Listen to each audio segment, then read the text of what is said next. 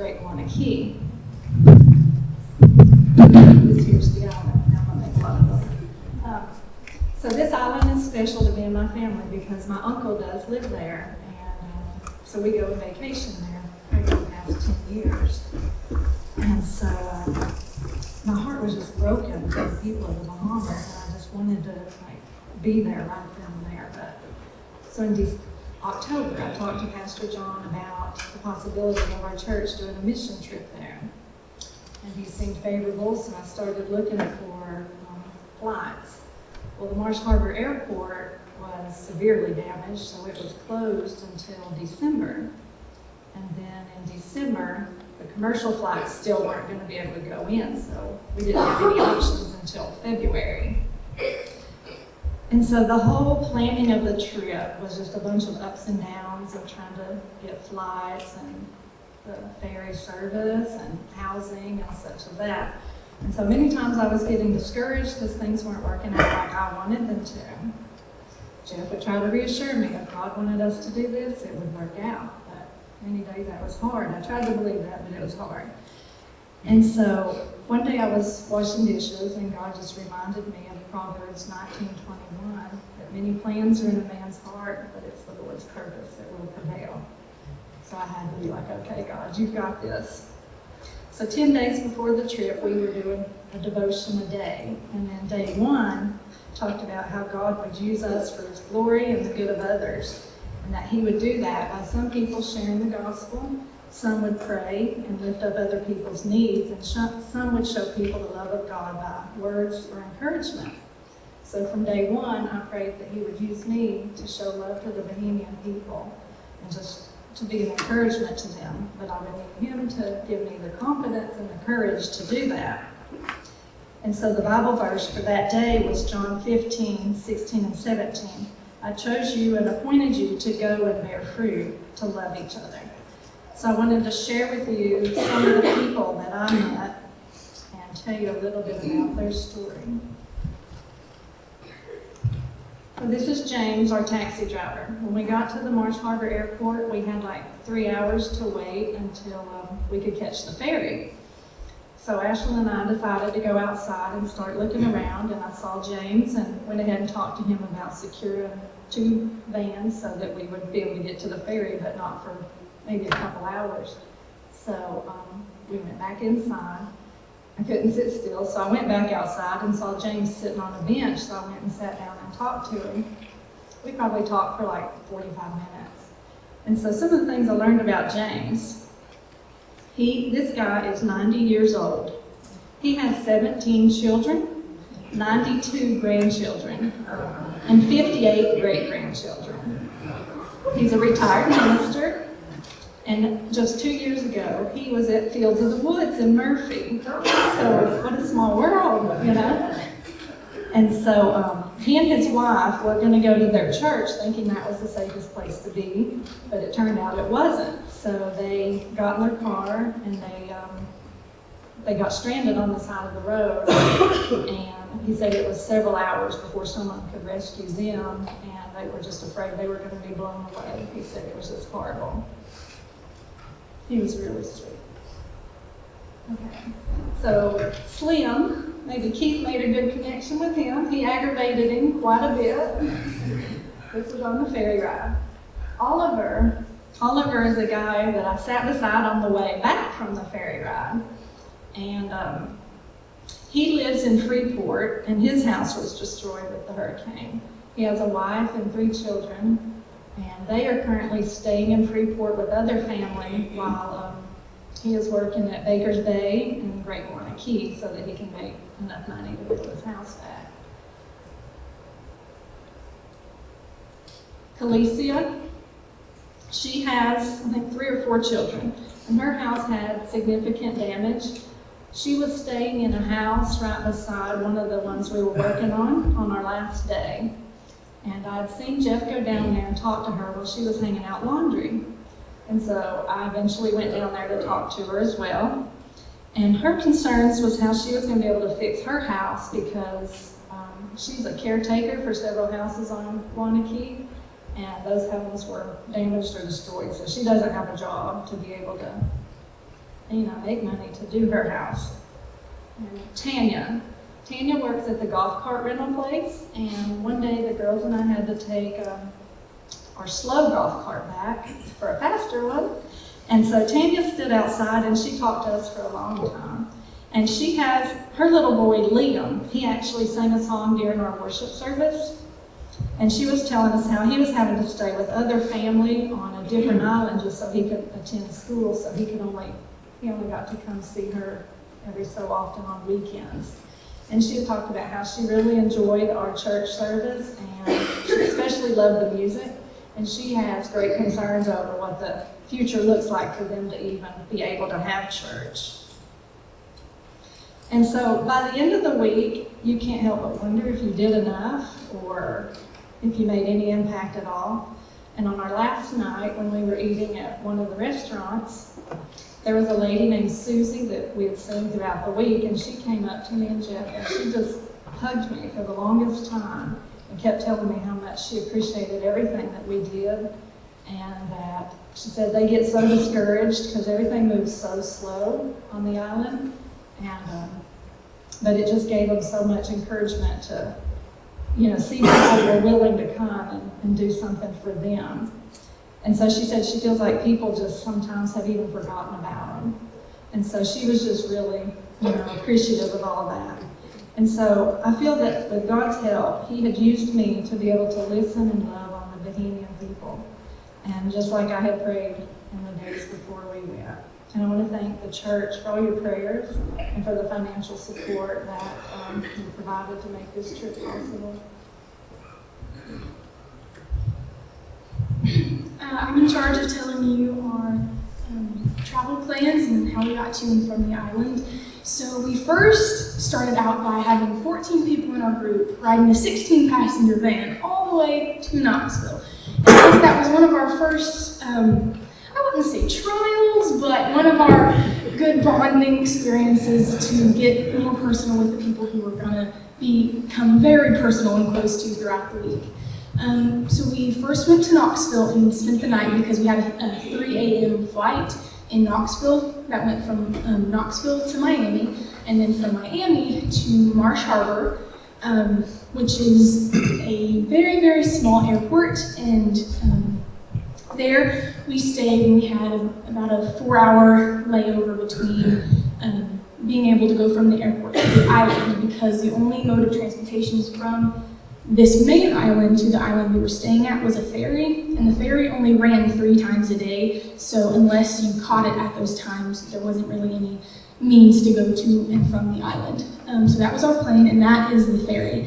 And we had some seasick people on our journey, so that was something that we were very grateful to pray on.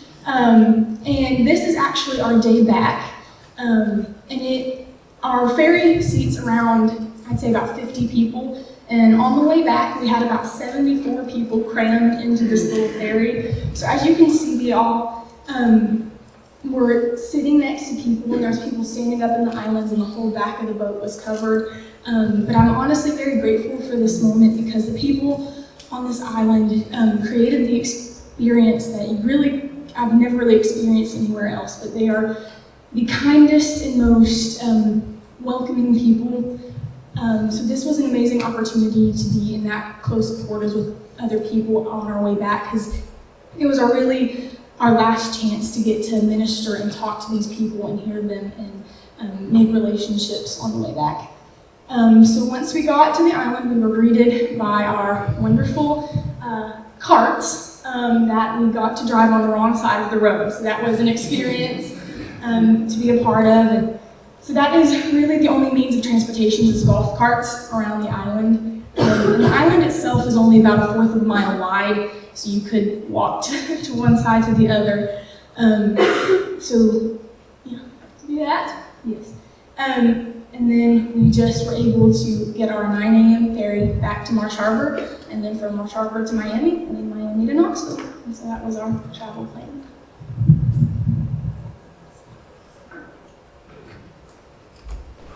Jesse and I, our first impressions of going to the Bahamas, and my first impression was this is going to take more than a week. It's going to take more than 14 people, because it was bad. I mean, it was was rough when you first pulled in.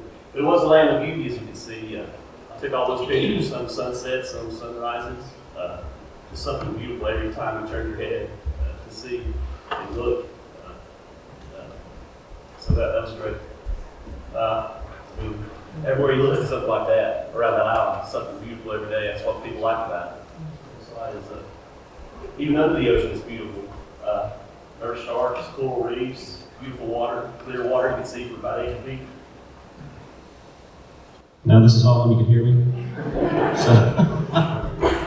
But all that beauty about the island all the time, but there's also all this destruction. That's why we were there, to address all that destruction. Houses, almost every one of them had a blue tarp on top of their house just to keep the rain out. They still had holes in their roofs if they even had a roof. See, some of these houses are totally destroyed. Next slide there. Cars in the water, debris in the water, debris everywhere on the side of highways, mounds of debris. And it's been collected so they can put it on a ferry and take it away. Their lives were just totally disrupted. There's about 40 people on the island that stayed there through the storm. He said 185 miles an hour winds sustained for like 30 hours, gust up to 200 miles per hour. I can't even imagine that. Jumped out of an airplane in October, you're free falling to earth at 120 miles an hour and your face is flapping around. I can't imagine 200 miles an hour. I mean, it just totally tore off roofs, shingles, and that's why we're there to help rebuild that. So, you have anything to say to this? It was bad. It was bad. But then through the storm, you can see little signs of life. God is love. Somebody put up there. Little baby chick survived. And we brought, I think Larry gave us these little pennies that had a cross on it to share with people as we talked to them on the island. Give them a little bit of hope, a little bit of joy, hopefully, in their lives. They're totally rebuilding their lives. Is that the last one? No, okay. So, that's what we did for our trip there. My first impressions there was rough, so we got to lead a worship service on Sunday. We didn't have Brandon with us. Where's that? There he is. So it was pretty good. Yeah.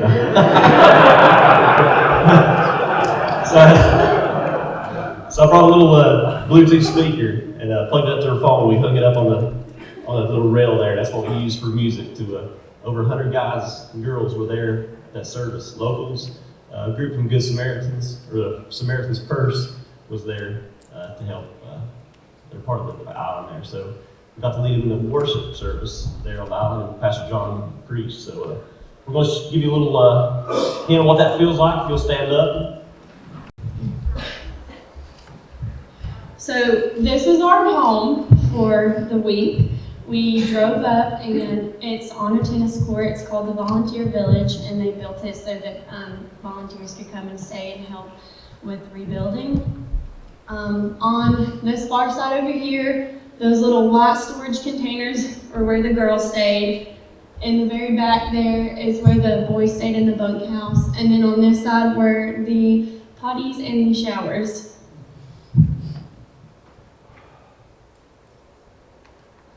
These were the girls' box homes. I refer to it all week as my box. On the inside, we had a little cot there, and that in the back was an air conditioner that didn't work. But it was actually pretty cold the first couple of nights, so we froze, and then it got really hot, so it was fun. We really didn't have much walking room between the air conditioner, the bed, and then our suitcase. I had a small square where I would attempt to change clothes, and I'd have to turn around and sit on my bed to finish. But it was good. John says that he didn't hear us complain once, but I did. He just didn't hear it. This was the men's luxurious bunkhouse. They each had their own bunk most of the week, which I don't think was fair. After the first night, I was ready to kick the boys out and take over that. However, I did hear that Keith Bell snores a lot, so I don't know. But they also said it began to have a stench at the end. And then these were the first pictures, the toilets we had. They were compost toilets. So when you use it, there was a little lever on the side to open afterwards, and then a crank on the bottom that you had to crank. But there was a house at Orchid Bay where they had bathrooms that were open all the time. So if you had to use the bathroom and we had time, most of the time we would all load up in the golf carts and drive to the yellow house. The second photo is the showers. When you shut that door with string, there's still usually a pretty good crack in there. And then you shut the shower curtain, but the wind blew in so bad that while you're trying to take a shower, the shower curtain just wrapped all around you. And I think we had hot water one day the whole time we were there. So between the cold water and the wind blowing, it was an interesting shower. The yellow house also had showers, and I know some of us girls one day braved it and went and showered in the yellow house just so that it was a closed area, but there was still no hot water. And then the last picture is just the inside of the shower. This was the local hardware store where you went and filled up your fresh water. Everyone could go there. Fresh water is hard to come by there. They collect rainwater for their fresh water. But this is where everyone goes, and every morning we would go and fill up our red water jugs for the day. And then this was at the church where we ate. We ate there 3 times a day, breakfast, lunch, and dinner. They cooked really good food for us. And it wasn't just our church group that was there eating. The Samaritan's Purse people came, some of the other volunteers on the island came, some of the locals came to eat, and so we got to connect with a lot of people in there.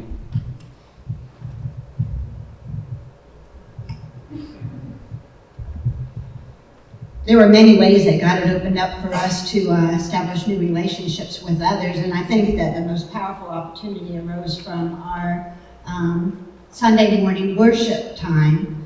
It just gave the Bahamians a chance to really see our heart and our purpose and just for us to proclaim Jesus.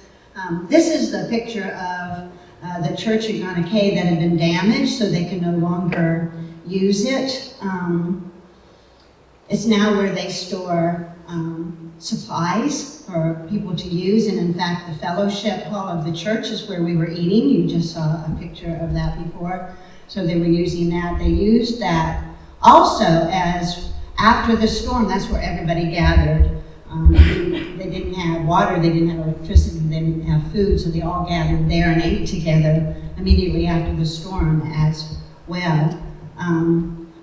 Did make me think as I was thinking about what to share today, what it must have been like when they weren't able to gather together and worship. I think today and this week and this time we're kind of thinking about those kinds of things too, how we so much desire to worship together. But we were able to worship together. The service was held at a facility overlooking the bay, and you'll see some pictures of that in a minute. We were really not sure who would attend. We were kind of hearing that there were a few local Bahamians that had been there and then Samaritan Purse, but of course God knocked it out of the ballpark. There were over 100 people there. We saw people who came on the back of a pickup truck, a whole bunch of men in the back of a pickup truck. There was a boat that came across from another island to worship with us, and there were even people from the Baker Hill. It's a restricted area of people who are famous, and they attended also for the first time. So, like as I said, God had more in mind than we could have planned or imagined. It was a very spirit-filled service. Each of us had an opportunity to be a part of it. Some were greeting. I think you saw that just a minute ago as people arrived. There were some that were leading in prayer in different parts of the service. There was singing, like the song we just sang a moment ago. There was sharing of testimony, and there was preaching as well. In fact, even some of the Bahamians were able to be a part. I think Lori shared about a little boy that sang a solo for us. And then the man who owned the facility closed our service with the story of Esther and such a time as this. Right away, we knew he was at work here, and at that service, from the service. That's one area that we witnessed throughout the week over and over again, is the fruit that he was producing. Some examples of how he initiated spiritual conversations. You saw the little penny with the cross. Our greeters handed those out to the people as they came in. Later on in the week, I was in the kitchen and a little boy came up to me and he showed me his little penny with the cross on it. And I said, "Do you know what that cross means?" And he said, "Yes, Jesus died for us." And he said, and I know Jesus. I know that many people commented about the testimonies that were given, that they truly impacted them, and came up to them and just expressed how the testimonies, personal testimonies, had affected them. The preaching about the hope in Jesus also caused people to respond. They were sharing that they really now felt that they could begin to hope. So that message was exactly what they needed to hear. There was a potluck meal after our service, which really opened it up for people to respond to the service and fellowship and meet others. It was just a really sweet time of worship. It was a time where worship was about wanting to worship and also wanting to provide an opportunity for other people to worship. And I really saw the power of giving testimony of what God had done in your life. I saw the power of proclaiming hope in Jesus, and I saw the power of sharing encouragement and love to a community. So it was wonderful. I think even when we sang the song, it brought back memories of that wonderful time of worship. I do have a specific testimony to share as well. I had difficulty finding my place. Lori shared that we had the devotions that we read before we went, and it asked us kind of to think about questions like, where do you think you're going to minister? And what am I going to bring to the Bahamas? And how willing are you to change your ideas if God engineers something different for you? And that was my question that got answered.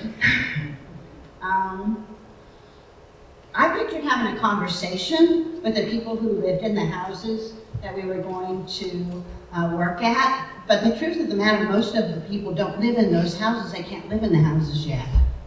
And so I was trying to figure out where then could I fit in. And even though, and I think you're seeing some pictures now, everybody else was able to, I've discovered that I no longer can hammer a nail into a board.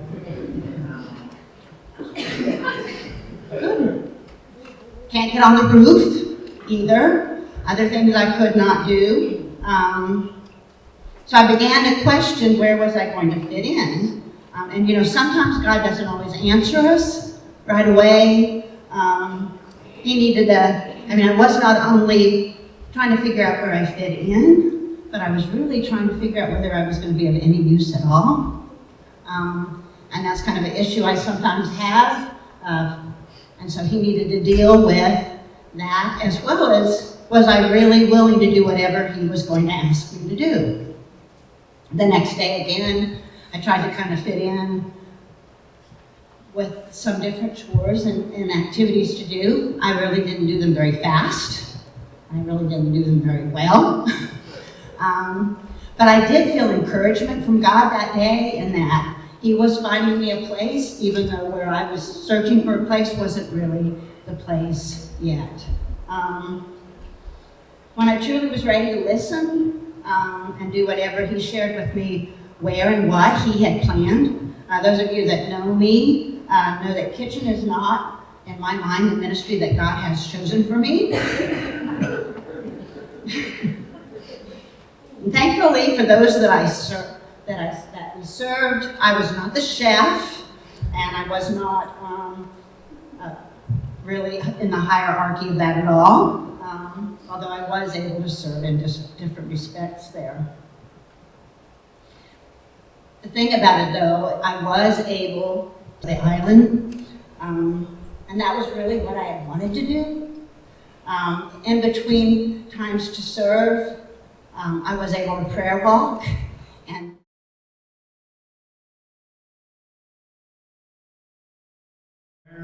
you get down because everything's going slow and you can't get stuff to work with. And it looks like you're not accomplishing anything. But then again, that hindsight, what was accomplished was what God wanted to be accomplished. And it's funny too, when I got home, me and a person I worked with was talking, and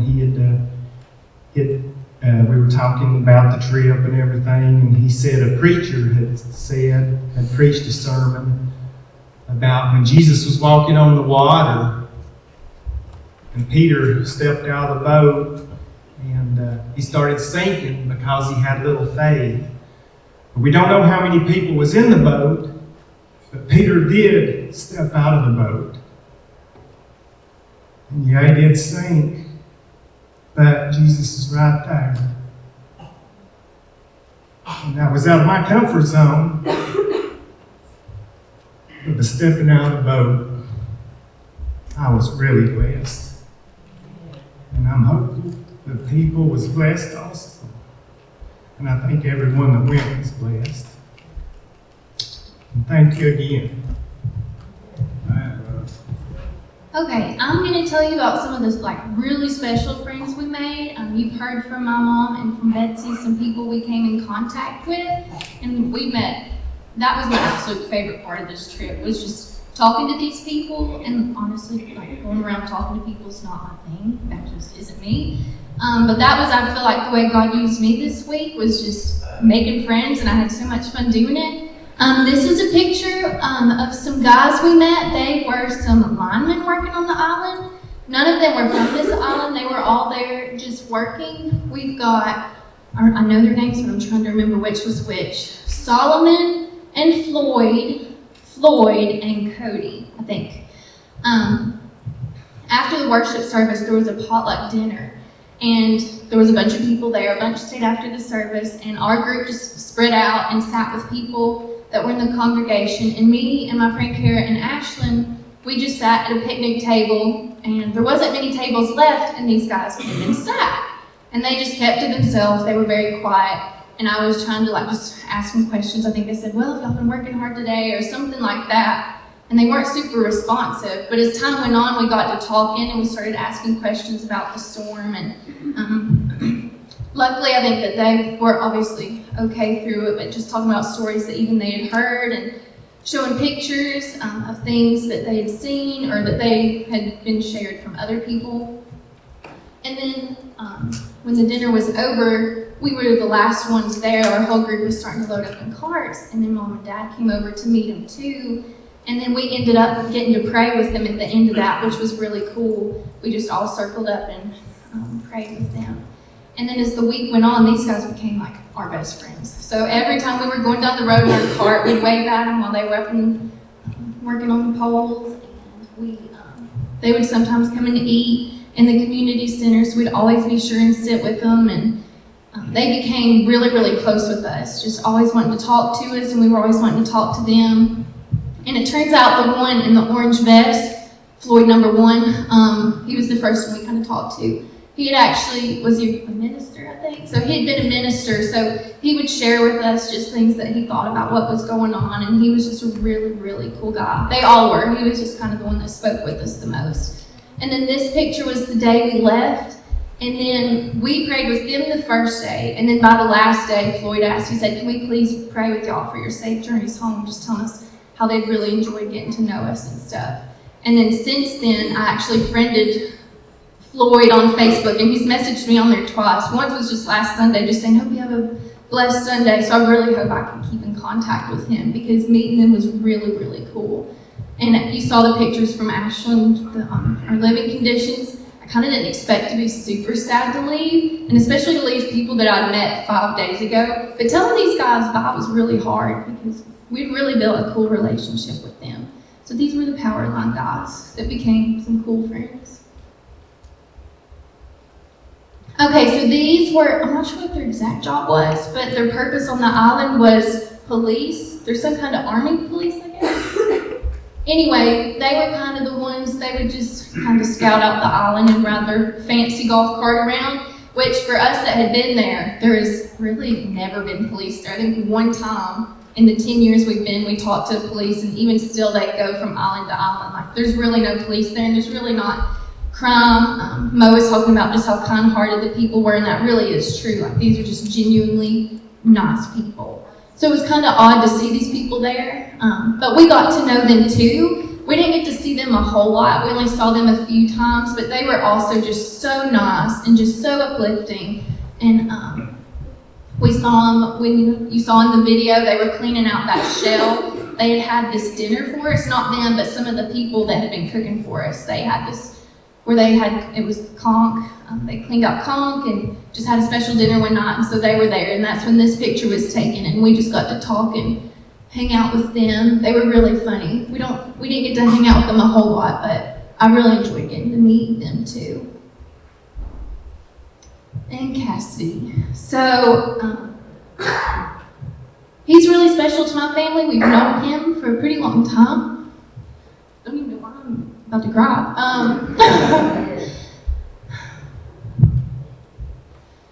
We met him several years ago, and we would be friends with him when we were there. He was just really funny, and he would show up at my Uncle Joe's house. And I think the last time we went, we really kind of became friends with him, and he became Facebook friends. And during the storm and stuff, Mom and Dad would call and check in on him and ask him how they're doing. And his house was one of the projects we actually were working on. So that was just so cool that after he was our friend anyway, we got to help build his house. And me and Ashlyn and my friend Carrie, we painted his fence one day, and Jesse, poor Jesse, had to spend a whole day with us painting his fence. And then that was really the only day I got to help with his house, but I know my mom and my sister got to help with his house a lot. And I know one day John just spent a whole day talking with him. And let me tell you, this guy, he never stops talking, and it's usually just like very crazy off the wall. He's definitely some comic relief. He kept the mood lighthearted, but he'd really been through a lot during this, just like everyone else has. He's an older guy, and even since we've known him, he's told us about all the weight he's lost. And even though there is help on the island, he's having to do a lot of his own house himself. So, talking about telling the power line guys goodbye, when we had to tell him goodbye, me and my sister sat on the ferry and put our sunglasses on so no one could see us and just cried the whole way back. So I don't know, that's really all I have about him, but that's Cassidy. He's just a really, really cool person. And if you're my friend on Facebook, a day or two after we left, I posted my pictures. I love taking pictures, and I like sharing things that I get to see and do. So some of you have already read this, but Pastor John asked if I would read it for those of you who are not my Facebook friends. So this was just my thoughts a couple days upon returning. I said, what a week. This experience was nothing short of amazing, and how cool it was to see God working in such a broken place. 3 key things I took away from serving in the Bahamas. Number 1 was patience. This storm took place 6 months ago, and the devastation is still really severe. And honestly, some of the areas looks like there's not been much work done, and it's been half a year. Getting building equipment or even food or basically any everyday item is not simple around here because things have to be shipped over, and you don't get stuff all the time. So we had to leave some of the jobs unfinished. We had to raid around on people to bring us what we needed. We never really knew what we were doing from day to day, but yet every day turned out perfectly, and God knew all along what He wanted us to accomplish each day. We just had to be patient and wait for Him to guide. The second word that was really on my heart was hope. God is good all the time, and all the time God is good. I would imagine that was hard to believe for the people who lived through this storm and then walked outside and to see their home and entire community completely demolished. Some of the stories we heard from people sound like they came straight out of a horror film. Yet for some reason, all of this was in God's plan, and there is some sort of greater outcome from this catastrophe that'll come in His perfect timing. We were talking with one of the locals who was cooking for us one day, and she said that since the storm happened, there's been a major change. People are working together, providing for each other. People are volunteering to come rebuild the island, and people who used to kind of just sit around, hang out, really didn't have jobs or anything, they've even started getting out and wanting to help rebuild as well. Through a devastation, they've been able to see hope from Jesus and see that there are better days coming, and I truly feel blessed and honored that God allowed me to be a part of providing hope to a broken place. And the third one was love. And this was my favorite lesson on the trip. Just loving on the people. And I'm telling you, regardless of what these locals have been through, they are so filled with love. You can pass by any stranger and receive a smile and a wave, and nobody has a problem with sparking up a conversation. It was all local people who provided and prepared 3 meals a day for us, which is amazing, because honestly, I don't remember when I consistently ate 3 meals a day, and they fed us so good. We built such strong relationships in our 7 days that I literally cried when it was time to leave, because my heart was so broken to leave these people. God calls us to be a good neighbor and to go to the ends of the earth. We're commanded to love on His people, displaying His love. If we didn't accomplish anything else this week, I know we loved on people well, and I can only hope they saw God's greater love through us. And then Corinthians 13:13, and now these 3 remain: faith, hope, and love, but the greatest is love. And there was this sign hanging around, and one of y'all might remember, it was in the volunteer areas, and it said something like, if you get the chance to help someone, do it with a smile, because you might just be the answer to that person's prayer. I don't know if y'all remember seeing that sign. I wish I could remember exactly what it said, or I took a picture of it, because I thought that was really important. It's really easy to pass by, but if you can help someone, like this person might have literally prayed, God, I need help with this, and you might be that person. So yeah, those are some cool people from that. House. When we actually got there, her house had pretty much a completed roof on there. But unfortunately, there was some processes that was skipped, so we had to tear off the shingles, cut back part of her roof, fix what needed to be fixed, and actually added a porch onto the house, and thankfully we was able to get it back in better shape when we found it when we got there. That's just a picture of her house, and that's a picture of the porch that we're adding on, which was kind of an afterthought. But, you know, it turned out to be a blessing for her, because over here where you can see Jeff and Larry and them standing, that's actually where they collect the rainwater. And as you can see where they had originally done the roof, it was a pretty good stretch to where the collection point needed to be. So that's the reason we added on the porch, so that way the water would go to where it needed to go. This is just some pictures of the whole crew up there on the roof. I think that house in the first picture there is actually the doctor's house, which was the last day we pretty much split up, and a few of the men went and finished the same shingles on that, and then a few of us actually started another structure for them laying down the subfloor. This is a picture of Cassidy's house and Marlena's house. John and a lot of the Rowlands went over there and they helped paint and do a lot of the necessary things that needed to be performed. This is actually the Anthony and Tara's house. It's the last day, the last job we got to start on this.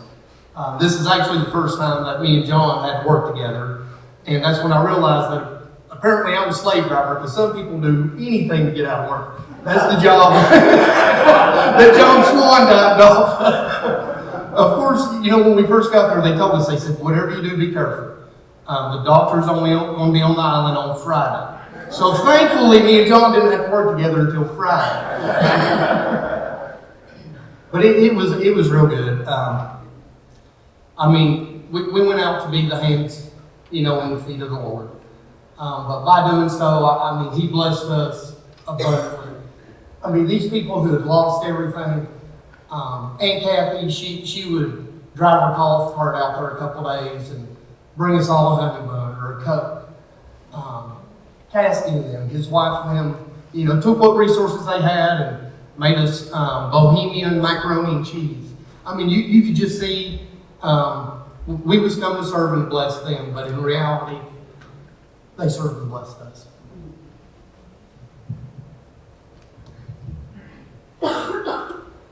So, so I'm supposed to talk about our purpose ongoing here. And our purpose really, we went with the mindset of that we're not here to build houses. We're here to minister to people. And one of the avenues that we do that is through building houses. And I feel like our team did well at this. I feel like we came home having accomplished that to its full potential. Like Brittany was talking about, and several of them talked about, we made so many friends on this trip. Had great conversations. Throughout the week, we came home with just true friends. And in that aspect, I wish we had one more week to take that relationship to the next level. So, in this picture, the guy in the middle, his name is John. He's from Canada. So, but anyway, he was the main carpenter on the island. Did inventory. He really he was just run ragged. He was stressed out. So at the beginning of the week, I didn't get the impression that he liked us that much, and we had trouble with him, a couple of things. But at the end of the week, we had a great relationship with him. At the beginning of the week, he cussed, he was stressed out, but at the end of the week, you become like who you hang around with. You become like who you hang around with. And by the end of the week, he had completely changed. Our team helped him become more. So,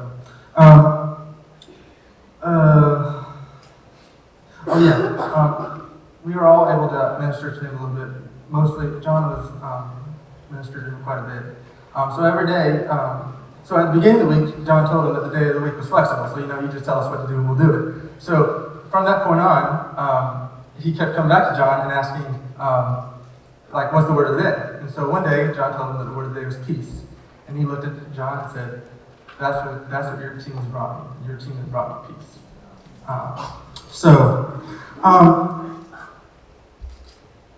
Strangely enough, that rebuilding is not the biggest thing that that needs to happen on that island. Several of the people, all the people there, still struggle with PTSD. They haven't quite registered. They're still just traumatized from the hurricane. One of the guys on the island, his name was Chris. That's what he said. He said the main trouble is not the construction that needs to happen. It's the fact that they're all still suffering from PTSD. So at the end of the week, this lady came up to us. It was our last night there. We're eating out, and this lady came up to us and just said, "I want you guys to know that your team has brought us peace. Has brought us hope. Your team has brought our community hope." And that's why we went to there. We went there to share the gospel, to minister to these people, and to bring them hope. I don't really know how we brought them hope, but we brought them hope. We did, and so that's why we're there. So that's it.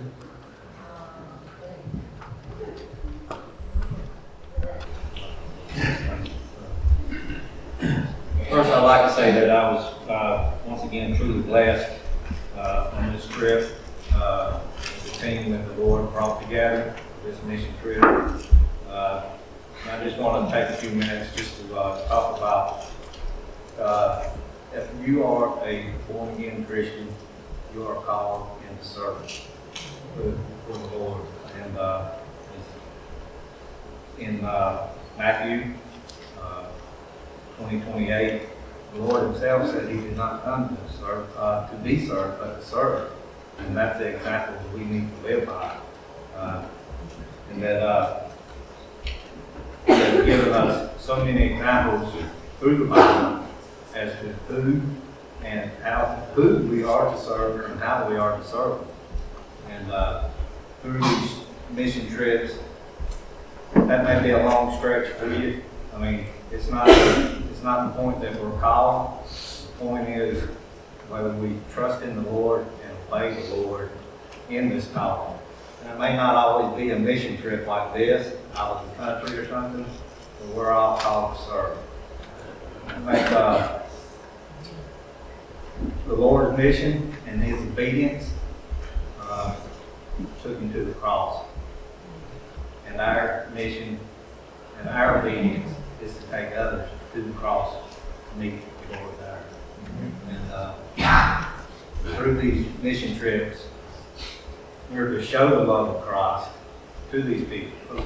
A lot of times, like you've heard from everyone here, I mean, on this trip and other trips that some have taken before to other places, that there's a lot of hurting in these places through these disasters, through other